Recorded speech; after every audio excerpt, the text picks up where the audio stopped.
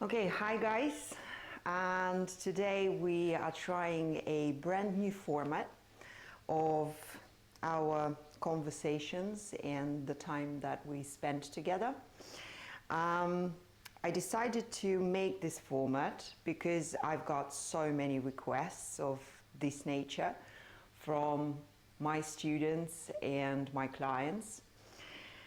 Basically, this is going to be the series of videos I would call Kaspari Life. It's going to be about everything and anything, I guess. And it will just be unscripted, raw, authentic, just how I live, really. It will show my life as I go day by day and the things that you guys don't normally see in other series of my videos, in my podcast, and obviously this is something that I do not show in my programs, in my work. So yeah, this is just a day-to-day life. Today we are in my kitchen. Welcome to my kitchen, by the way. If you have been following me for quite some time, you would probably know that I love to cook a lot. This is my sanctuary. Kitchen is the place where I spend a lot of time, and today I will be really just cooking, talking, chatting. I will make some natural breaks and just not rushing neither myself nor you to anything. So yeah, because this is a new format, we will see how it works out, we will see how it goes, hopefully well. And I would definitely like to hear in the comments below what you think of this format, if you found it useful, entertaining, I don't know, just let me know. Anyways, so first let me say what we're cooking today. Today we're cooking a lot. Today is Easter.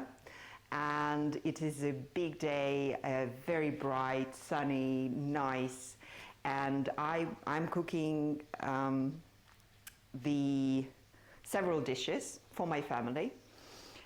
We are going to have a feast today, if you like. So we're cooking a Georgian dish that's going to be for lunch, and it's called chenahi. Basically, it is some sort of a casserole, some sort of lamb stew maybe, and it's delicious. It's just amazing. I will show you guys the end result, but I'm not here for the cooking video. This is not the recipe video, so if you are after that, you might want to check. I will definitely put it in the description of the video. Whenever I post it, I will put the recipe and how I cooked it and possibly the end result. I don't know how it will work. Anyways, I will continue with whatever I'm doing and just keep talking, I guess. So, you know, the first topic that I wanted to raise today really is I've recently came across this article. It's a life essay, I would guess, more than an article. And it is by a journalist. His name is Jonathan Williams. And he got himself in trouble back in 2012 by posting a comment about one of the senators at that time in the US. And this comment was of apparently the racist nature. Well, at least there was the kind of underneath meaning. But what really brought my attention to this particular case is this. This guy, Jonathan Williams, was actually a very big and well-known and well-respected journalist who worked in the White House. He was working with presidents, he was interviewing like really big people from politics, from economics, from the business world, and he had he had it all, you know, he was enjoying his life, he had a great career. Obviously, he was good at what he was doing. He was a good journalist, good writer, and good interviewer. But he lost it all just in a split second, you know, just because of one single post on social media that was, I think it was Twitter, if I remember correctly, and it was less than 250 characters long. So it was literally just a sentence, two tops. He just lost everything, you know, he lost everything in a split second. And this is just so astonishing. And I think why I decided to bring this up today, I think this is exactly what our world is about today. It's about being so unpredictable, and at the same time, we all live in the digital kind of space, right? So we all use the internet, we all use the social media, and we follow other people's lives, and you know all that. But at the same time, even though we are so much encouraged to use this social media and, you know, be there, be present, by the way, just off topic, it's funny how social media is encouraging us to post more, to produce more content, to be there, to show up. Like, for example, my personal Facebook profile. When I log into my Facebook profile, every day, I see like the statistics of my reach, and Facebook is telling me, you know, your reach dropped just, you know, 7%. So come on, get back there and get back to work. So on the one hand, they really encourage us to show up and be there. But on another hand, look how dangerous this can be. Look how dangerous it could be to express your opinion, I guess. You know, speak freely. Why I'm saying this, and coming back to that Joseph Williams guy, I read his comment, and I personally do not think it was straightforwardly offensive in any way, that it was intentionally offensive, intentionally abusive. He didn't call the guy names, he didn't say much.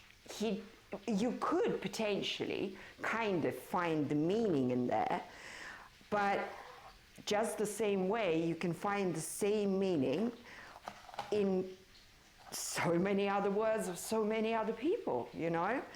And it's just awkward and bizarre how this works in the world where we live in. So on the one hand, everyone is online. Everyone is digital. Everyone is using all these new technologies and stuff. But then on the other hand, you need to be very careful with what you say, because anything you say, like, you know, in justice system, anything you say can be used against you in court. This is the same thing. Anything you say stays there. And that's another very important issue. You can't erase it. Once you've clicked the post button, that's it. It's there. Even if you delete your post or your comment, it would still stay there. Did you know that, by the way? So, yeah, let me just take a second here.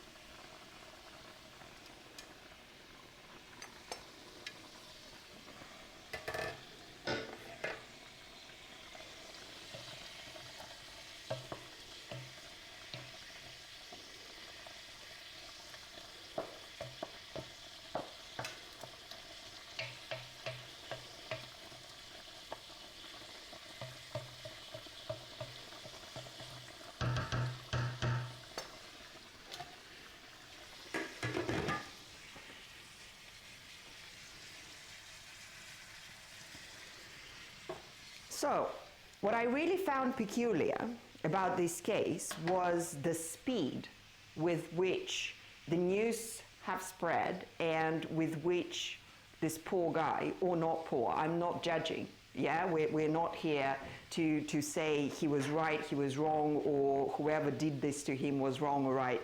I'm not judging, but I just want to say, while he was a reclaimed professional in his field, he was professionally doing things, and obviously if he was interviewing presidents and people of high tier or high net worth from all sorts of industries, he must have been good at what he was doing, right? And he must have had some background and education and experience. So he was a good professional, what I'm saying.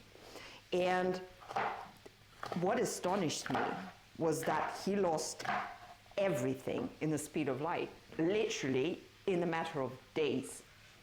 So this news spread. I think it was like a couple of hours later, after he posted this comment, that he was fired from his position at that time. So he was no longer part of the White House, and he was no longer working for them. Obviously, after this collapsed, everyone in the industry knew what happened. So the guy had zero chance of finding a new job. And he found himself in a situation when due to one possibly mistake, I'm not saying that it wasn't a mistake, but due to one event, one deed that was not really, that did not do much harm to anyone. Well, maybe in a morally kind of offensive way, maybe, I don't know, but he didn't kill anyone, what I'm saying. He didn't hurt anyone, he didn't beat anyone up, he didn't cause any significant harm, neither to anyone's property nor to anyone's health. And this split second of hitting that post button and posting that comment online, that split second literally ruined his entire life. Can you believe that? So he lost not only what he had at that point, he also lost everything that he was working for so many years. Like, I mean, when you work towards something, obviously you have some goals that you set and you have some aspirations and things that you want to walk towards, and then at some point you just find that none of it is existent anymore. Obviously he couldn't find a job. Obviously, no one wanted to hire him as a journalist. He was trying to find other jobs in related fields somewhere else. He was unsuccessful as well. So he spent many years until he got to a point when all of his savings got depleted and he spent everything that he had in savings at that time. Obviously, he has degraded his lifestyle and moved to a cheaper property or whatnot. So, yeah, and he was forced to take the job, the only job that was offered to him, and it was years after. This is also an important thing that I want to emphasize. Years after, he still couldn't find a job. He still was in that situation of, you know, just in someone who is not welcome, you know. So he was forced to take the job for $10 an hour in some store somewhere God knows where, and he was just dealing with customers and stocking stuff on shelves, you know? With all his background, with all his education, with all the hard work that this guy has put into his life. See what I mean? I mean, that's a disaster. That really is a bloody disaster. Okay, I need to do something. I will quickly run, and I'll catch you up in the next part when we talk about something else. Okay.